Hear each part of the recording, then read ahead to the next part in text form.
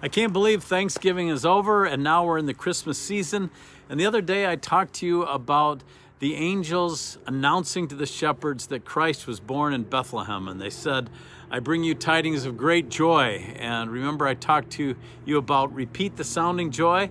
I want to talk to you today about one of the secrets to having joy in your life, in your morning cup of inspiration. If you really want to have joy, you have to set your priorities right.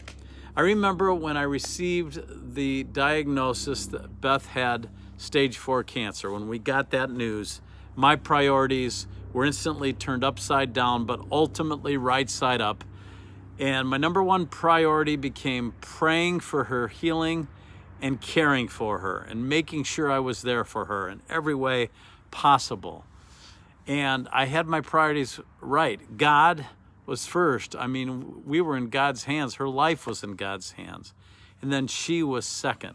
And you know, that's the key to joy. Putting Jesus first, others second, and yourself last.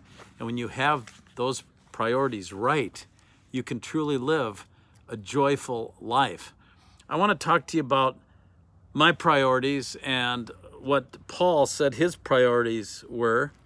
In Philippians 3, verse 10, he said that I may know him and the power of his resurrection and the fellowship of his sufferings, being made conformable unto his death. Do you want to know the power of his resurrection? That's great. That's exciting because there is a lot of power. Jesus holds all the power in the universe.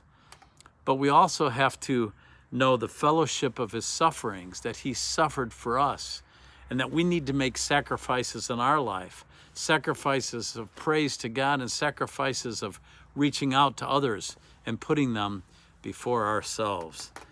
And then you don't want anyone else to set your priorities or change your priorities, because Paul also told us in Romans 12:2, I'm reading from the King James, it says, and be not conformed to this world, but be ye transformed by the renewing of your mind, that ye may prove what is that good and acceptable and perfect will of God. So we can't be conformed to what others think we should do or how we should act. We need to be transformed. Boy, in the world we're facing right now, nothing is more important than putting God first. Our lives, our country, our world is in God's hands. Hey, today is Giving Tuesday, and I hope that you'll see our fundraiser there. You can give to Fearless Faith Ministries, and we have a little announcement here on our page. I also have it on my Dan Wheeler page, so if you can contribute any amount of money, it will be helpful because we might have some exciting news about a podcast coming up. I hope you have a wonderful day. Be joyful. Remember, Jesus, others, and yourself. God bless, and I'll see you soon for another Morning Cup of Inspiration.